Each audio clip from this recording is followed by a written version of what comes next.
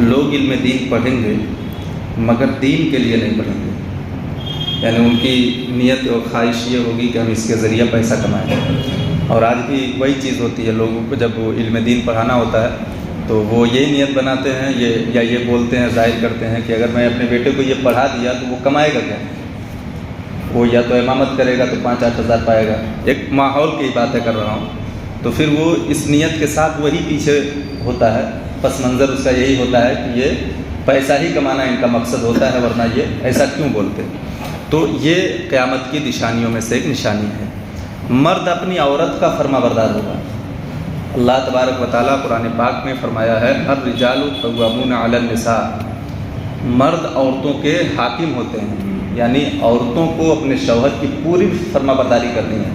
یہاں تک کہ شریعت کہتی ہے کہ اگر شوہر کہے رات بھر تو کھڑی رہ میرے سامنے، تجھے سونا نہیں ہے، تو رات بھر اس کے حکم کو مان کر کے رات بھر کھڑا رہنا ہے. اگر شوہر کے جسم سے پیپ بہ رہے ہوں، عورت اس کو چاٹتی رہے اور سوچے کہ شوہر کا حق ادا کر لیا تو حق ادا نہیں ہوا. ایسا کیوں کیا گیا؟ یہ باغ ڈور شوہروں کے ہاتھ میں دیا گیا کہ ان کے پاس پاور ہوتی، طاقت ہوتی اور عقل و شعور ہوتا، تمام چیزیں ہوتی، پورے گھر کو سنبھالنے کا ملکہ ہوتا. بچوں کو نصیحت کرتے ہوئے شریعت کہتی ہے کہ تمہیں جب محبت کی بات آئے تو ماں سے زیادہ محبت کرو، اور حکم ماننے کی بات آئے تو باپ کا حکم زیادہ مانو. کیوں؟ اس لیے کہ باپ کے پاس جو عقل ہوتی ہے ماں کے پاس نہیں ہوتی، کیونکہ وہ ذات عورت ہے. بات سمجھ رہے ہیں؟ تو ہر اعتبار سے عورت شوہر کا فرما بردار بنے گی. لیکن قیامت کی نشانیوں میں سے ایک نشانی یہ ہے کہ شوہر اپنی بیوی کا فرما بردار بن جائے گا، یعنی وہ اس کے ہر حکم پہ ناچنے لگے گا، جدھر گھمائے گی ادھر گھومے گا. تو یہ قیامت کی نشانیوں میں سے ایک نشانی ہے.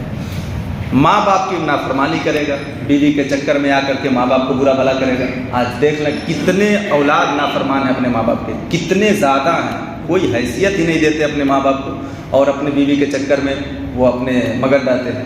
تو یہ بھی قیامت کی نشانیوں میں سے ایک نشانی ہے. اپنے احباب سے میل جول رکھے گا اور باپ سے جدائی رکھے گا.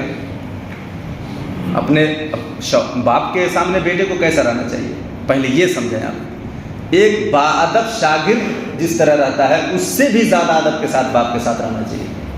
اگر باپ جب تک حکم نہ دے بیٹھنے کا بیٹھنا نہیں چاہیے. ہاتھ باندھ کے باپ کے سامنے ادب سے کھڑا رہنا چاہیے. پہلے اسے کھلانا چاہیے پھر کھانے کی کوشش کرنی چاہیے. پہلے اسے پہنانا چاہیے پھر پہننے کی کوشش کرنی چاہیے. اس کے سامنے جب بھی جائے تو ادب کے ساتھ پیش ہو کر کے جائے. کبھی اس کے سامنے بلند آواز میں بات نہ کرے. اللہ تبارک و تعالیٰ مقدس کلام میں ارشاد فرماتا ہے لا تقل لہما اف ولا تنہرہما. اف ایک لفظ ہے عربی کا، تو ان کے سامنے اف تک نہ کرو. اف کا مطلب کیا ہے؟ ہلکی بھی انہیں پریشانی والی بات نہ بولو. ان کا اگر کوئی حکم کر دے تو انکار نہ کرو. جو بھی کہیں اگر شریعت کے خلاف نہیں کہہ رہے ہیں تو ہر بات اپنے باپ کی ماں کی ماننی ہی ہے. یہ قرآن کا حکم بتا رہا ہوں. بالکل سراپا باادب ہو کر کے باپ کے سامنے جانا ہے. یہ قدریں سمجھ میں آتی ہیں لوگوں کو کب؟ جب باپ مر کے قبر میں چلا جاتا ہے تب سمجھ میں آتا ہے. تب سمجھ میں آتا ہے کہ ہمیں کیا کرنا چاہیے تھا اپنے والدین کے ساتھ. اور جب تک حیات میں رہتے ہیں کوئی کیئر نہیں کرتا. تو یہ نافرمانی، یہ بے حرمتی اپنے والدین کی. اور ایک بات یہ بھی جاننا ہے، قرآن پاک میں جہاں اللہ تبارک و تعالیٰ والدین کے ساتھ اس نے سلوک کا حکم دیا ہے نا، وہاں اس سے پہلے اپنی فرما برداری کا حکم دیا ہے. یعنی مطلب میں یہ کہنا چاہ رہا ہوں کہ جہاں اللہ اپنی فرما برداری کا حکم دیا ہے وہیں فوراً والدین کی فرما برداری کا حکم دیا ہے. مطلب اپنے فرما برداری کے ساتھ والدین کی فرما برداری کو ملا دیا ہے. اب دیکھیں کتنا اہم ہے والدین کی فرما برداری.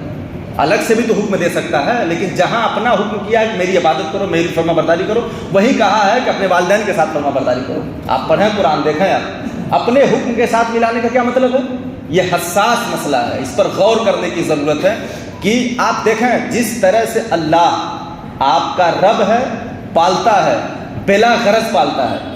آپ سے رب کو کوئی فائدہ نہیں، اللہ کو کوئی فائدہ ہے آپ سے نہیں، کوئی فائدہ نہیں.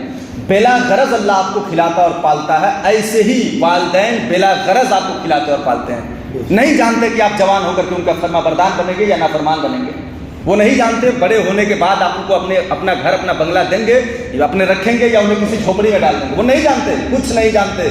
آپ جوانی بھی ان کے ساتھ بتا پائیں گے یا نہیں والدین نہیں جانتے. اس کے باوجود ماں ہر ٹائم بچے کو دودھ پلاتی ہے اور باپ ہر وقت اس کے مستقبل کی فکر کر کے کندھے پر بوریا لاتا ہے بلا غرض۔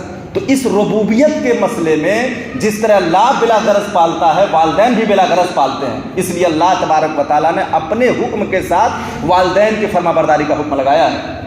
اتنا حساس مسئلہ ہے، لیکن لوگ اپنے والدین سے اس طرح دوریاں بناتے گئے، اس طرح دور ہوتے گئے کہ آپ اپنے بیویوں کے چکر میں، دوستوں کے چکر میں، احباب کے چکر میں اپنے والدین کو بالکل فراموش کر دیا، جس کی سزا انہیں قبر میں بھی بھگتنی پڑے گی اور حشر میں بھی بھگتنی پڑے گی۔ یہ قیامت کی نشانیوں میں سے ایک نشانی ہے کہ لوگ والدین سے دور ہو رہے ہیں۔ اچھا، مسجدوں میں لوگ چلائیں گے، یہ بھی ایک قیامت کی نشانی ہے۔ آپ دیکھیں تھوڑی سی بات کے لیے، کبھی پنکھے کے لیے، کبھی لائٹ کے لیے، کبھی کس کام کے، کبھی کس کام کے۔ حکم یہ ہے کہ مسئلہ بھی پوچھنا ہو تو باہر جا کے پوچھو۔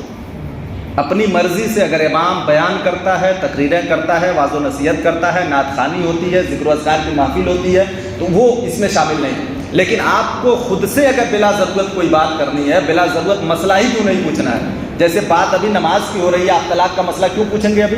تو یہ بلا ضرورت ہے۔ تو بلا ضرورت مسئلے بھی آپ کو پوچھنا ہو تو آپ گیٹ کے باہر جائیں۔ آپ دیکھیں نا مسجد کا احترام کیا ہے، لیکن لوگ مسجدوں میں باتیں کریں گے، مسئلہ بھی پوچھنے کی اجازت جس مسجد میں نہیں ہے، اتنا احترام ہے، وہاں لوگ دنیاوی باتیں کریں گے، چیمے گوئیاں کریں گے، ہر طرح کی بکواس شروع کر دیں گے۔ تو یہ چیزیں قیامت کی نشانیوں میں سے ایک نشانی ہے کہ لوگ مسجدوں میں چلائیں گے، باتیں کریں گے، لوگ بحث بازی کریں گے۔ مسئلہ ہی کیوں نہیں ہوتا؟ مسئلے ہی کو لے کر کے بحث کیوں نہیں ہوتی؟ یہ بحث بازی مسجد میں جائز نہیں، اور اگر جب یہ بحث بازی شروع ہو جائے تو سمجھ جائیں قیامت اب بالکل قریب ہے۔ ایک بات اور، گانے بجانے کی کثرت ہوگی، گانے بجانے کی کثرت ہر جگہ ہوگی۔ آپ دیکھ لیں عرس میں قوالی، جنازے وہ کیا نام ہے 11ویں 12ویں، کون وقت ہے جب ڈی جے باجا چھٹی وغیرہ کے ٹائم پہ نہیں چل رہا ہے؟ ہر وقت باجے بج رہے ہیں۔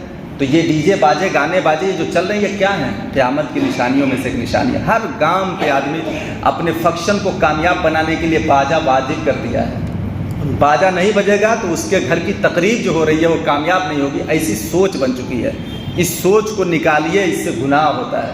صرف ایک ہی جگہ بچ گیا ہے میت، خالی میت بھر میں باجا نہیں بج رہا ہے، باقی ہر جگہ باجا بج رہا ہے۔